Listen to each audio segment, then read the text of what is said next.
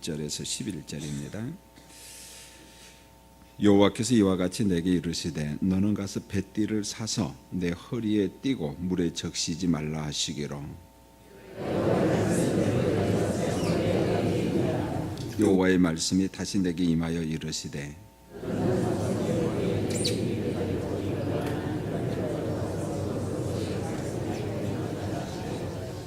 내가 여호와께서 내게 명령하신 대로 가서 그것을 유브라데 물가에 감추니라.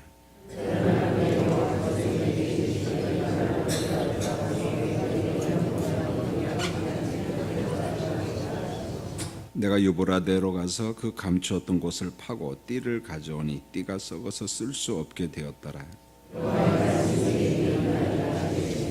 여호와께서 이와 같이 말씀하시니라. 내가 유다의 교만과 예루살렘의 큰 교만을 이같이 썩게 하리라.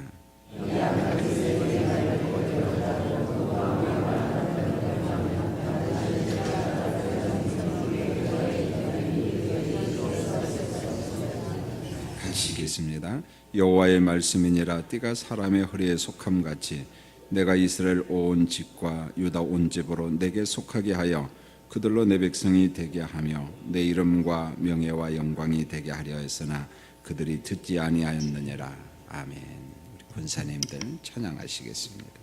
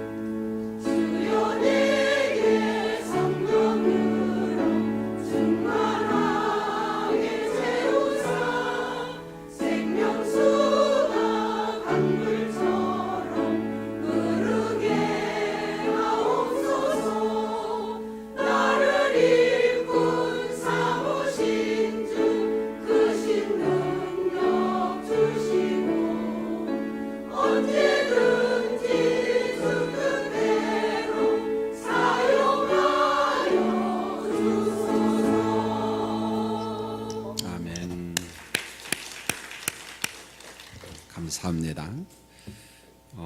오늘 말씀에 보면은 허리에 그 띠는 그 뱃띠 이야기가 나오잖아요. 그러니까 아마 같은 걸로 아마 고대사에 뱃띠를 만들었는데 이게 무슨 말인가 하냐면은 성경에 보니까 유다의 교만이 어느 정도인가 이것을 이제 상징적으로 비유적으로 말씀을 하고 있습니다. 성경 자체 비유하고 상징이 자주 나오거든요. 1절에 보면은 여호와 하나님께서 예레미야 선지자에게 명령을 내리는데 너는 가서 뱃띠를 사서 내 허리에 띠라.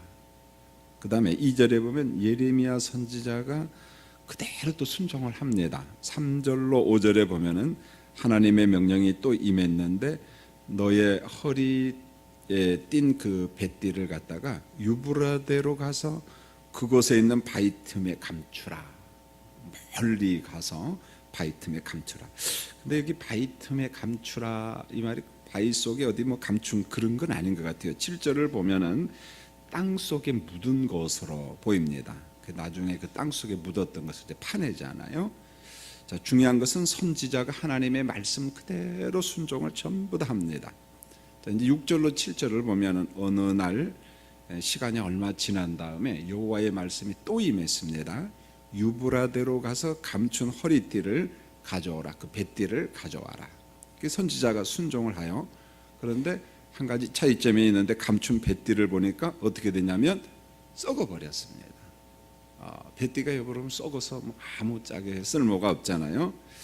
자, 본문이 주는 몇 가지 해석하고 이제 적용이 가능한데, 썩은 띠 비유는 심판을 받고 이제 장차 바벨론 포로가 될 유다의 현실에 대한 말씀이죠. 왜냐하면은 유브라데 강가에 갔다가 묻으라고 했거든요. 여러분 강가가 뭐 한두 군데가 있어요. 뭐 요단강도 있고 기송강도 있고 뭐 종류 많잖아요. 그런데 왜 하필 저 멀리 유브라데까지 가라고 했을까? 이것은 그 바벨론 포로가 될 그 유다에 대한 하나님의 어떤 상징적인 말씀이죠. 여러분 보통 뱃띠는 이 당시 제사장들이 많이 띄었어요, 허리에. 그래서 우리가 제사장들이 제사를 집례할 때 입는 그 예복을 보면은 위에 뱃띠를 띠잖아요. 뭐 이거 외에도 우리가 사람들이 특별히 남자들 보면 허리에 띠를 매면 막 힘을 받게 되잖아요. 그 남자들이 바지를 입고 허리에 띠를 띈다 안 띈다 이 차이가 많거든요. 보면은요. 허리에 띠를 띠지 않으면 옷이 막 내려가고 얼마나 불편한지 몰라요. 그런데 든든하게 허리띠를 띠면 막 힘이 받치고 일하는데 참 좋잖아요. 그런데 이런 허리띠가 썩었다. 무슨 말이겠어요? 선민인 유다의 썩음, 타락에 대한 비유죠. 근데 어느 정도 타락했느냐? 보통 타락한 게 아니고 완전히 타락해서 다시금 활용할 수 없는 허리띠, 뱃띠, 이게 멜 수 없다는 거죠. 멜려고 하면 뚝 떨어져요. 썩어버렸으니까 100% 완전히 타락했다. 이들의 전적인 범죄, 타락, 파국, 뭐 이것을 지금 상징적으로 말씀을 하고 있습니다. 자, 본문이 주는 감동이 하나 있는데 그게 뭐냐면 예레미야 선지자의 순종인데 이거 완전 철저한 순종입니다. 그래서 뱃띠를 사서 허리에다가 매라. 예, 그대로 합니다. 저 유브라에다 가서 묻어라. 예. 그 다음에 묻은 것을 가져오라. 예. 철저히 순종합니다. 물론 이제 해석에 난관이 있어요. 본문에. 그 난관이 뭔가 하냐면 정말 예레미야 선지자가 유다 땅에서 저 먼 유브라데까지 왔다 갔다 했을까 하는 거예요. 왜냐하면 이 거리가 보통 먼 거리가 아닙니다. 이 걸어서 왔다 갔다 해야 되는데 이 먼 거리를 과연 정말 그랬을까? 이게 이제 첫 번째 해석이고, 실제로 왔다 갔다 했다. 이게 이제 첫 번째고, 두 번째는 아니다. 이것도 상징적인 행동이다. 그러니까 유브라데까지 간 것이 아니라 어떤 가상적으로 유브라데 선정해 놓고 그 옆에다 했을 것이다. 이 두 가지 견해가 있어요. 이게 보편적으로 이제 우리 같은 개혁파 교회는 이런 건 이제 그대로 따르죠. 순종했다. 그대로 순종했다. 장차 이 바벨론 포로가 어떤 것인가를 자꾸 예언을 하니까 선지자 입장에서 경험하는 거예요. 하나님께서 경험케 해보는 거예요. 유브라데가 얼마나 뭔가, 바벨론 포로로 간다는 게 얼마나 뭔가.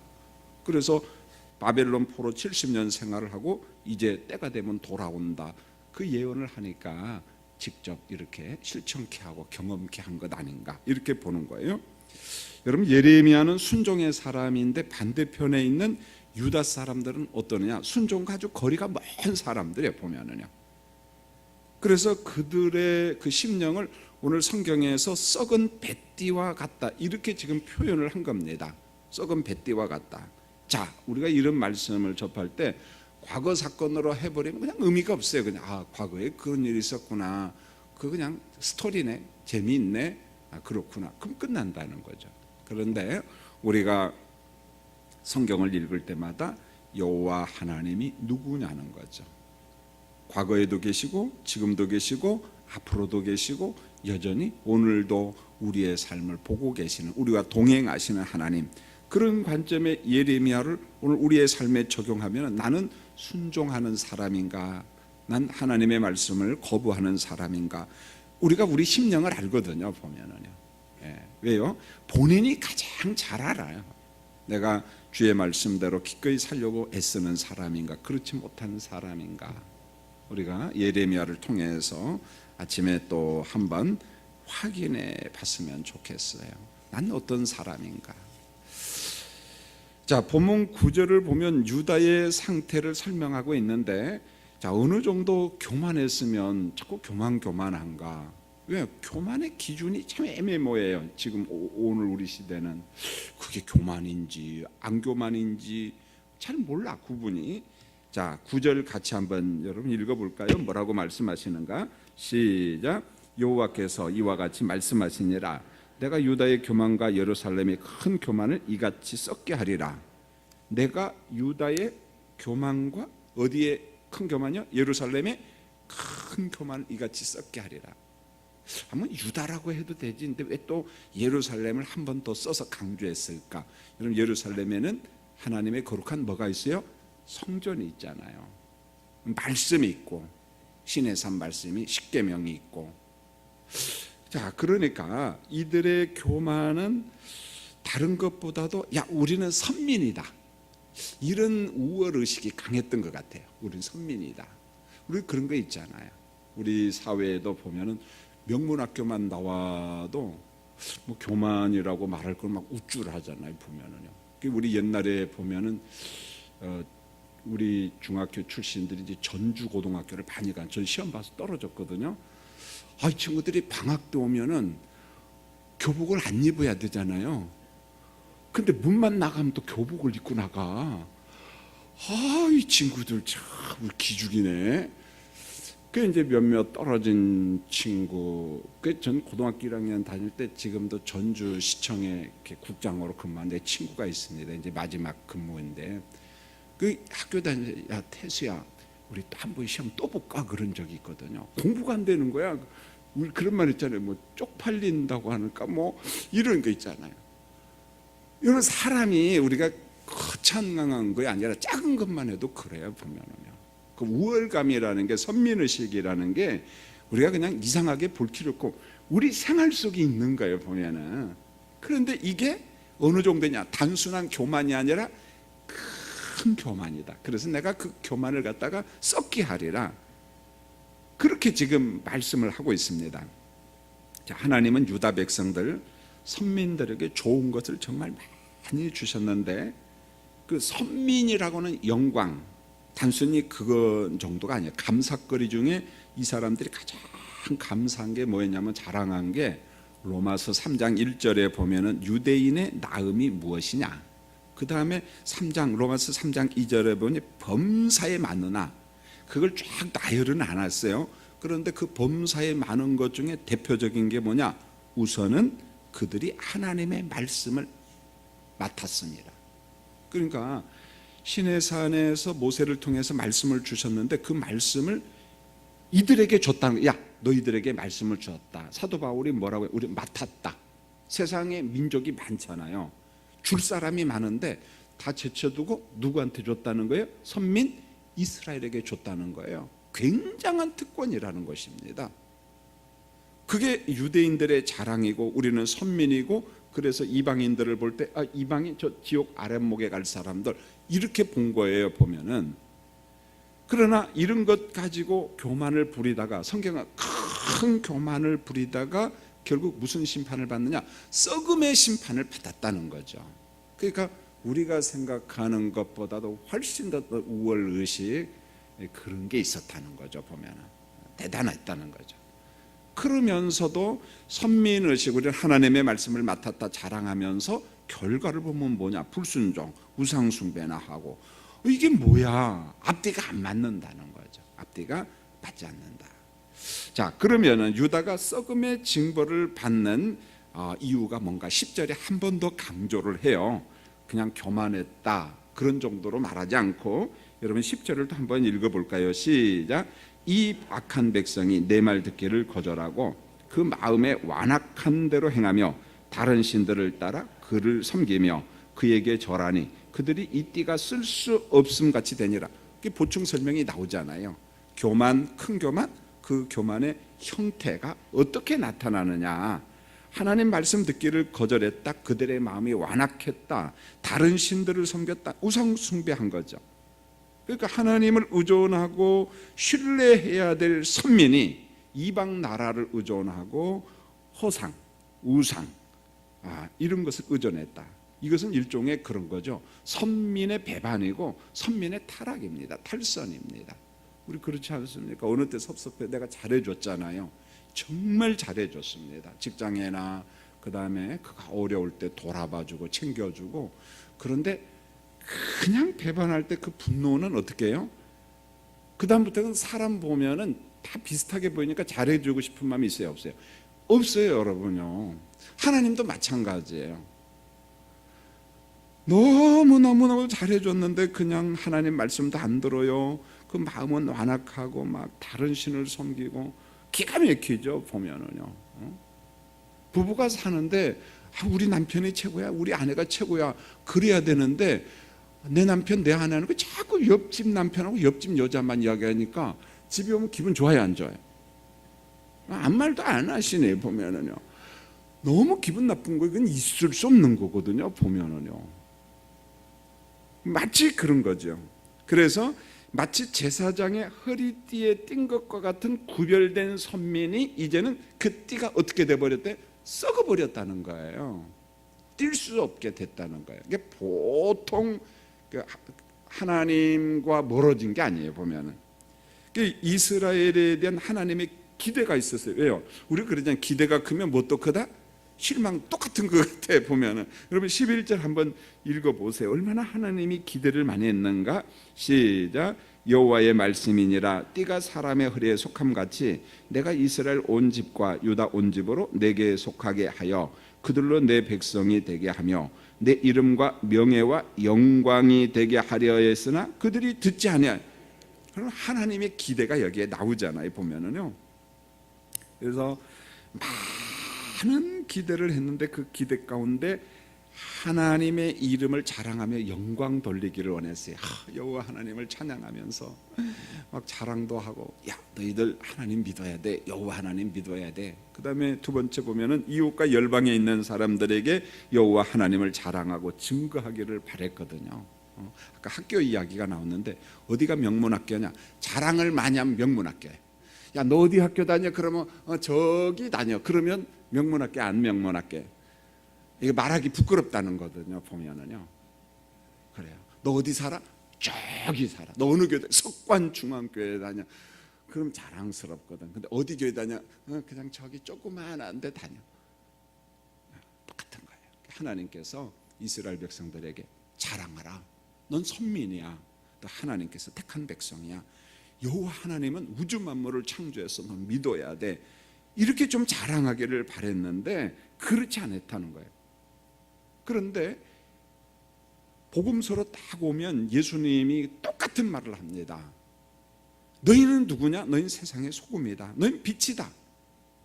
너희를 통해서 하나님이 누군가를 좀 보여주라. 그래서 우리를 거울과 같은 존재. 그래서 우리가 성경에 보면 하나님의 영광을 위하여 삽니다. 하나님 영광을 받으세요. 이게요, 말은 쉬운데 이게 뭔 뜻이하고 막 깊이 사색하면 이게 뭔 말인지 몰라요. 굉장히 관념적인 단어거든요, 이게. 그런데 이걸 딱 바꾸면은요, 거울이라는 뜻이 거울. 하나님 앞에 영광을 돌려드리라. 그런 말은 내가 하나님을 송축하고 경배하고 예배하는 것이지만은 나를 통해서 내가 예배하는 하나님을 보여주는 거예요. 그러면 다른 사람이 보고 나를 보고 누구를 보는 거예요? 여러분 영이신 하나님 봤어요, 안 봤어요? 봤어요?